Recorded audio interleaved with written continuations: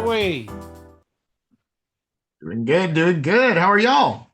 We're wonderful. I got the pictures back from our stats event, and this one was like front and center. I don't know what to think about it, but Manny bellied up to the bar here. Uh, all's good. We had a great stats event last week. We promised to give away $100 for the best social media post, Manny. And there were two that I was in love with. One was Valerie Brewer out of KW Midtown, and the other one was Katie Staples out of Keller Williams Buckhead. So I thought I'd flip a coin. What do you think? Oh, here we go. Let's All do it. right. So I will do heads for Katie and tails for Valerie. Let's see Uh-oh. who Uh-oh. gets the $100. And it is heads. So heads for who did I say heads was? Katie, I think. I think it was Katie. I'll go back and read the recording. Congratulations, Katie. All right. Woo! I forgot. All Yes. right, Manny. Yes, We are in sir. February. How are we feeling before I jump into the numbers? There's Rick himself. How There's you feeling, Rick. Rick? Yeah. Oh, Nope, you're muted. I think you're muted there. Yeah. Well, I'll start. So it feels like January was the longest and shortest month, right? It's crazy. I feel like we are very excited because if you are doing the work, you are getting some of that unfair cut of business out there, right? Your unfair share. I do think we have to be realistic, and a lot of that is coming from listings, people that have been ready or you've been communicating with or finally are saying yes. And the reality is, we now have to really focus on getting those buyers. That's where the hard work, I think, is going to come in, is finding the buyers for those. And we're going to have a great February if we do that. Yeah, we're gonna jump in. Yeah, Uh, Can you hear me you now? know, go ahead, Rick. No, we I'm got good. you. I just want to make sure I'm working. Thanks, You're guys. working. Well, I'm I working. always ask myself this time every year, like, are we starting fast or slow? So I want to just kind of throw that perspective as we jump into the numbers here. Let's So do it. there, Manny bellied up to the bar, Rick, just in case you didn't see it. Uh, They were asking for a model. Let me be very clear. yeah, we got the pictures back from our stats event. Um, Awesome. all right, so perspective before we jump into the weekly trackers. So 2024 came in at 71,845 home sales in the all FMLS and 53,620 in greater Atlanta. All that to say, it was slightly down from 2023. That's what we expected. It's not what we expected at the beginning of the year, but about halfway through, as the year kind of was shaping up, we expected it to be slightly down. Now, if I go to, let me pull up a new window here. If I go to the real estate stats and I look at Gary Keller's stats, uh, nope, they're not up here yet. I'll get them on a different slide here in a second. But the perspective is that the 2024 was slightly down, and we're expecting 2025 to be a better year than 2023 and 2024. How do we feel about that? A lot of work ahead. Okay. In a, Doesn't in a, mean it's easier. Doesn't mean it's easier, but I agree with Manny. It's going to be a lot of work, but there's just opportunity. yes. Yeah, so here's the slides from Gary. And he projects that 2024, I just got these in January, so they're the most recent, that there would be 4 million home sales in the US, which you're hearing the language worst year in 30 years in the media. And if you just kind of go back, it's showing that 1995 was 3.8 million. And that's where that language is coming from. All that to say, the projections are 2025 is supposed to be a better year than the last 2 years. And I tend to believe that. So if I go back to our Atlanta stats, um, and here we go.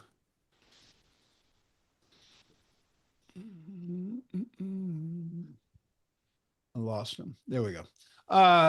what do we think the year's going to come in at in FMLS? I would love to say it's going to be 80,000 home sales in the FMLS in 2025, but as long as it's north of 74,639, I'd say that's a win. Does that make sense perspective wise? Yeah. Rick? I'm just looking back at 2010, 11, 12, 13, 14, even 13 and 14 were in line with that. And those were considered, I mean, coming out of what we experienced in 8, 9, 10, 11, those years were optimistic and there was a lot of good energy. So I'm hopeful that that's what we carry into this year as well. Yeah, Perfect. to Rick's point of opportunity, absolutely. I guess the part where I say the work is because you have to kill and lean into the office and the resources. Kill the noise. You cannot be concerned with the noise and the news that's being put out there and the daily, whatever emotions. You are in business with the right people. You have to remember that because if you listen and you work hard, I think we're going to have a great year. All right. Well, let's look at what's going on. Let's do So it. 925 new active listings in the last 7 days. That's a big number. That means 925 new sellers listed their house in the last 7 days. We got to go back almost November. There was a week with 921, and then all the way back to like October to see that level of new listings coming on the market. So, one, activity, new listings hitting the market, inventory is climbing fast as January's wrapped up. 131 went under contract in the last 7 days. Now, watch this. That level of people going under contract, you got to go back. I'm still going all the way to last summer to have that many people go under contract in a 7 day period. So you can't tell me that we're not starting off really fast. So I'm super encouraged by that number. Like those are big number, almost summer size numbers the last week in January. That's awesome. And then 265 pending currently right now as of this morning. Same comment. I got to go so far back all the way back to September when there were 270 pending to just see that kind of volume in the marketplace. So I'm this is just Fulton County. I'm super encouraged by that. Like that just tells me like spring market is upon us and people are out there writing contracts, people are out there listing their houses. The movement is happening. Yeah. Any thoughts? How long has the narrative been? There's not enough inventory. I mean, we've been Years. carrying that, dragging that bag forever. So maybe that narrative is starting to shift for us. And again, to Manny made an incredible point that if you listen to the bleeding edge media narrative, it's going to do nothing but demotivate and honestly sensitize you to things that aren't in your control. And the greatest thing you can do today is start managing the things that are controllable and within reach. And Rick, just to further that point, and to your point and Manny's point, the media narrative is all history, meaning they're reporting November sales, they're reporting December sales. When you're on this call every week, this is the future. We're tracking what's going to happen, meaning new listings, new under contract. The media doesn't have access to these they don't have access to what's pending or what just went under contract. So we're forecasting here when the media is reporting what's happened in the past, right? Yeah, and the news is national news typically, which, although relevant and part of the conversation, it doesn't dictate your local market. Not at all. I want to point out 222 listings expired. If you add withdrawn in there, that's 333 in the last 7 days. That's a big number. I mean, obviously, it was a huge number at the end of the year, but for a January 31st expiration date, 333 listings that just hit the expired prospecting list. I feel for the homeowner because they're probably getting nailed with phone calls right now. But we talked a lot about that at the State of the Industry. It's a market again. Like that is a thing again. 187 closed out.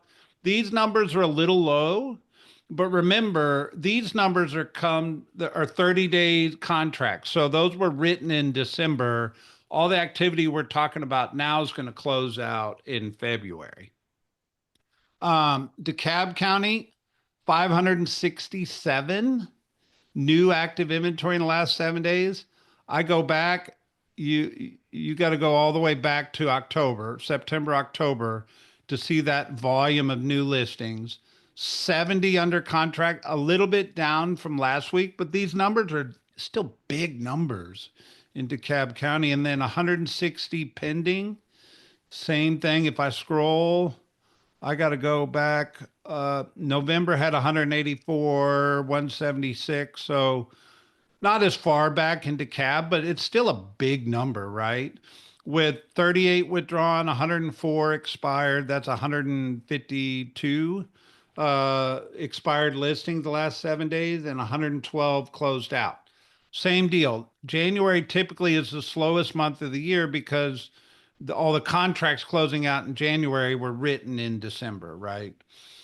Cobb County, 487 active inventory, 85 active under contract.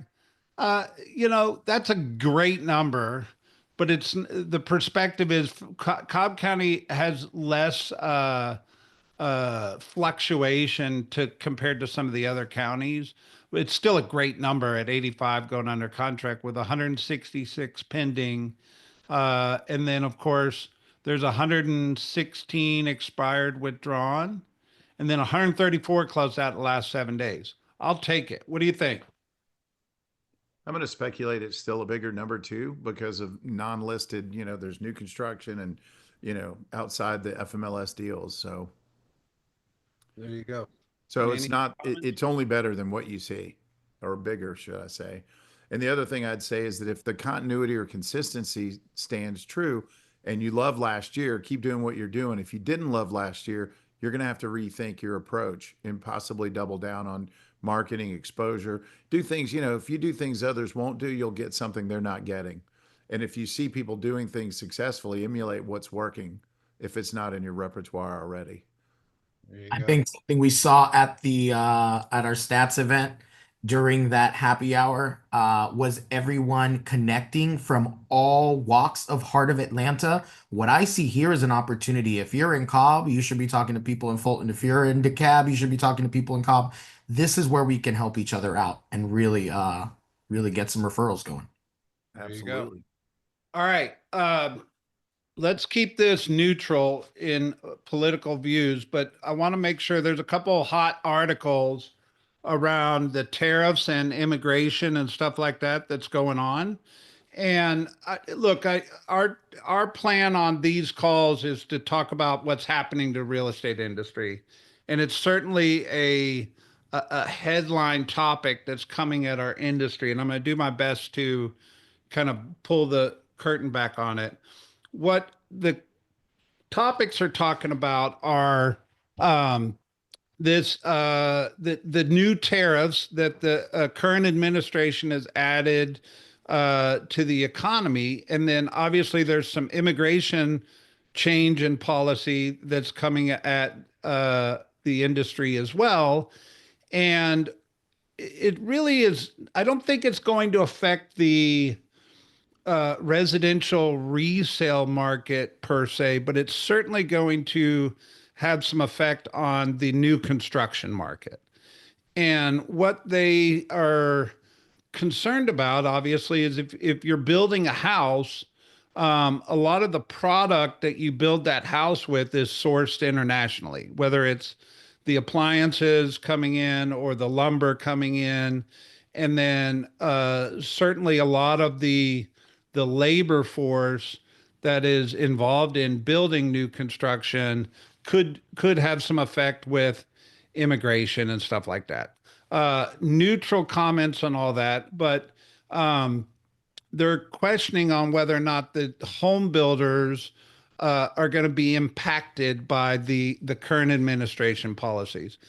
Potentially would be my comment. I've looked back, and other people I've talked to have talked about the history of this, and apparently this was also a thing when the current administration was in office previously, and the history around it didn't show that big of an effect on it.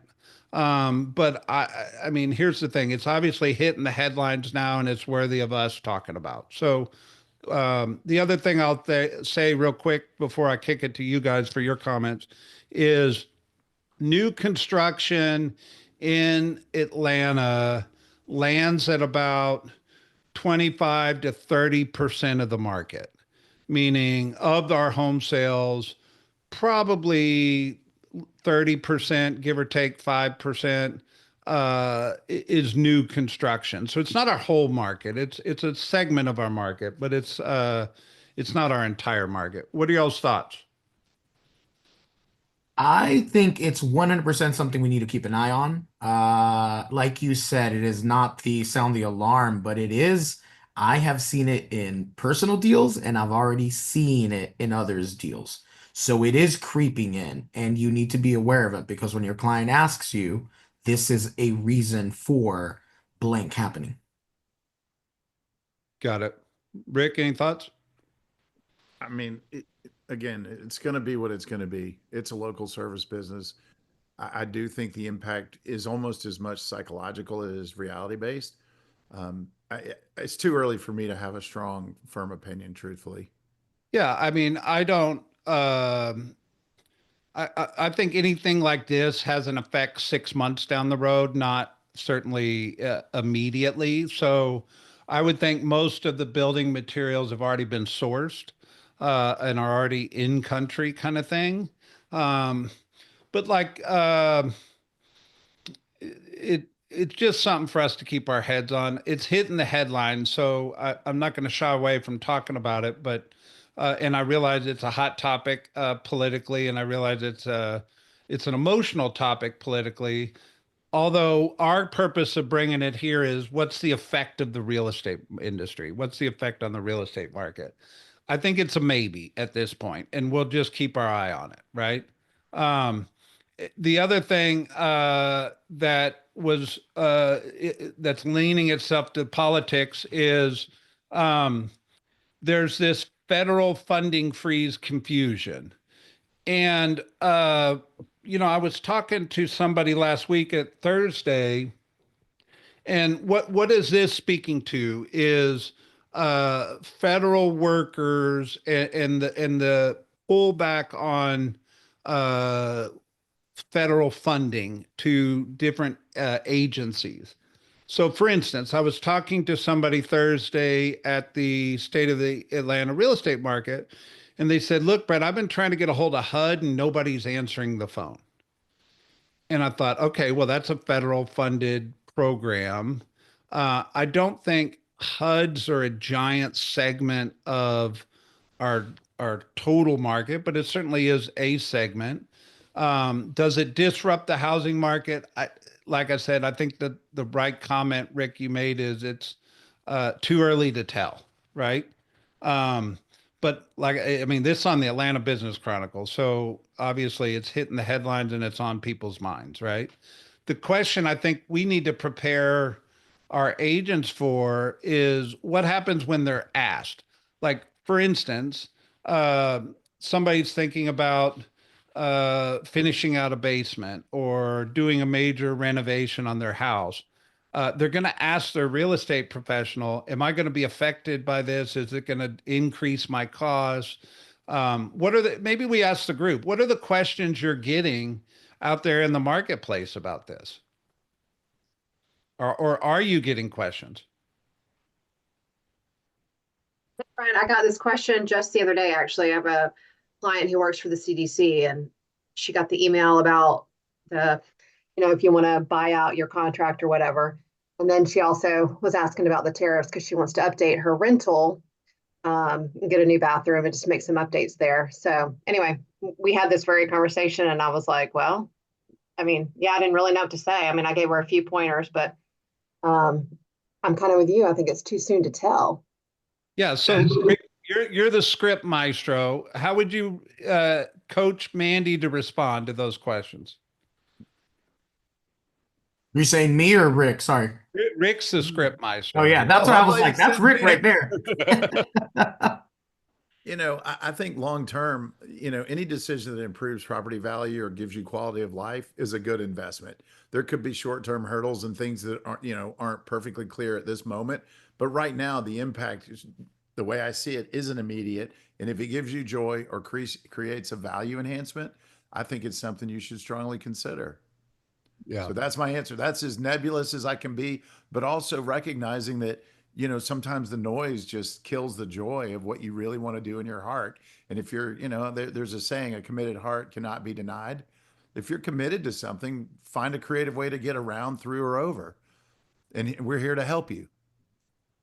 Yeah, I would add this is to your point of it's too early and all of that. I think the big question is whose business gets affected by this? Because if you have built your business around creating these opportunities for families, then you're going to be affected by this immediately. You're getting the questions like Mandy mentioned.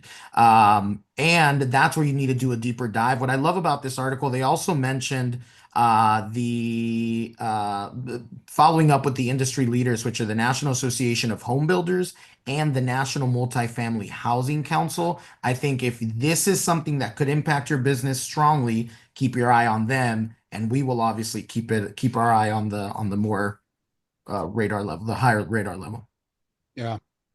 Um, Certainly HUD, but HUD includes FHA loans, right? So just keeping our eye on it. I don't really have a statement around it outside of throwing it out there and having a conversation because I'm with you, Mandy. I think our agents are going to get asked about this and the purpose of it. I love Rick's script around it is if it adds value or increases the quality of your life, uh, that emotional value is needs to be brought to the forefront to outweigh any kind of media created concern, right? Yeah. Well, and then bring in a reliable and responsible, intelligent lender. Bring some resources to the conversation. Have it, a three-way Zoom and have a real-time conversation. All right, there you go. Any other thoughts, questions before we move on? Do you feel comfortable answering? Okay. So this is a little crazy, but I just wanted to hit it quickly. The FCC pushed out the TCPA changes for another year. That's a good thing. Um, the but I'm asking myself if I'm a real estate professional and if I'm going to talk to you real for a minute, here's the real talk is whether you were picture perfect around following the do not call list or you kind of ignored the do not call list, which I hope you didn't. But I think what you need to take from this whole conversation is the TCPA is uh, coming at being more restrictive. And it just goes to show that you should probably pay attention. And if this is a moment in time where you decide, hey, I know I probably loosely watch the do not call list, or maybe I should take a moment to fine tune my business practices. Maybe that's your moment in time to do that because um, I think they're trying to get tighter, not looser around prospecting and telemarketing and all that. So, pulling the curtain back, what they were trying to do was create a one-to-one consent requirement. So, if Rick's in my sphere of influence, in order for me to technically call him, I would have to have had written consent from him that I could call him and that written consent was good for 18 months. What a nightmare for us. Um, I don't think Rick would ever, if he was in my database and we're tight, Rick would ever gone, hey, you're not supposed to call me. But I think it's the ones that I'm not tight with are like, why are you calling me? Or this, that, and the other. The other comment that I keep making, which I find rather interesting is you realize what they're going after is email prospecting or phone calls and text messaging. What's not on the restricted list are direct messages. So, for instance, if I might have sent out a text reminder to all my people saying, hey, FYI, don't forget Valentine's Day is on a Friday. You better get your reservations in fast. And while you don't forget to make your reservation, don't forget about me and real estate. I'm here to help you. I might have sent a little touch campaign around that, but maybe I sent it through direct messaging instead of text. And maybe I just took this week to send, if I had 150 people in my sphere of influence, I sent 30 DMs a day to hit my 150 people this week. Um, I just think direct messaging is becoming more of a popular communication channel. And I almost think you might actually get better response than if you just mass texted them. Um, just my personal opinion on that. But at the end of the day, I think no news is good news around this change in the TCPA. Any other thoughts, comments? I know it's not fun to talk about, but it's newsworthy. You just talked about the DMs. Listen, it has stuck with me a suggestion that you made that you saw people doing, and that is using VAs to go through and do a lot of that work because that is not only is it timely work, but also it's a distractor, right? So getting on Facebook immediately, I then get caught up in other stuff. Getting someone to go in and DM those people with that request or look for life events and put them in your database. I love that suggestion you made a while ago, Brett. All right, moving on. November, which remember media is in the past. Atlanta landed fifth in the U.S. in home sales in November. I thought November was kind of a wah wah kind of a month because it didn't really write home about, but it just my purpose of bringing this article to the table is a reminder of how strong of a real estate market we are in Atlanta, Georgia. We were the fifth strongest real estate market in November last year. But this one's a bigger talking point. It says pending home sales in Atlanta are up 23% since elections, data shows. What do you think?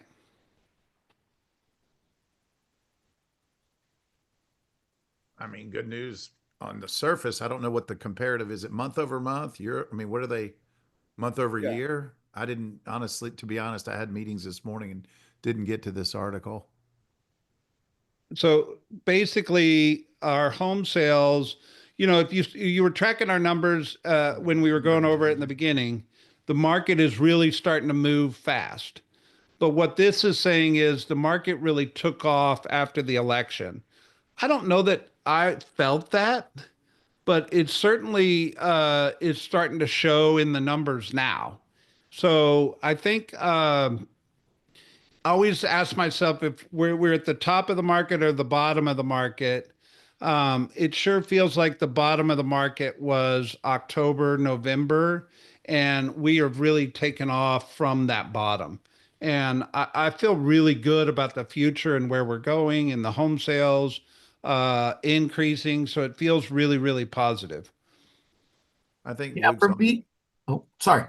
I was just say Luke just commented at the stats event in October. It was discussed how leading up to an election, people kind of hold back and are just cautious, and then finally let the put the gas back into play. And I think there is something to be said for the psychology of uncertainty versus okay, now we know what we know. Let's do what we've got to do. There you Yeah, I go. think So the go ahead.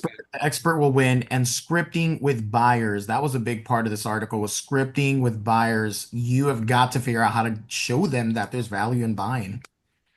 100%. No So greater all in all, vehicle what than I no go ahead, greater Rick. vehicle than real estate to build wealth. I mean, if you don't believe that, you're in the wrong industry. I mean, more money is made in wealth, and I don't know a wealthy person without real estate in their portfolio. Simple question is, how's your portfolio coming along?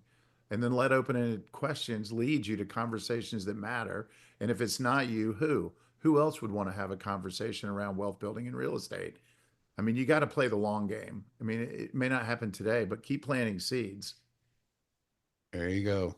Um, So I love that comment, Rick. And two, my biggest hope on today's call is that you're hearing us loud and clear that the market is heating up fast and the activities are there, and your business should mirror or outperform the market, meaning you should be feeling it right now. You should have buyers in your pipeline.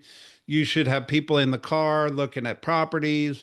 You should have people in your pipeline for listings. If you're not, you should be leaned in and figuring out why not, and what activities are missing. But overall, man, we're primed to have a good year in real estate, and it's certainly starting to take off. So I just leave it at that. Manny, you're the co-host. You get the last word. Listen, keep getting your unfair share. I am seeing where agents are not putting in the work. That is your opportunity. And I truly believe this. You are with the right people. Just use the resources you've got. There you go. Happy Yeah. Monday, everybody. See Thanks, y'all. Have a guys. great one. See ya.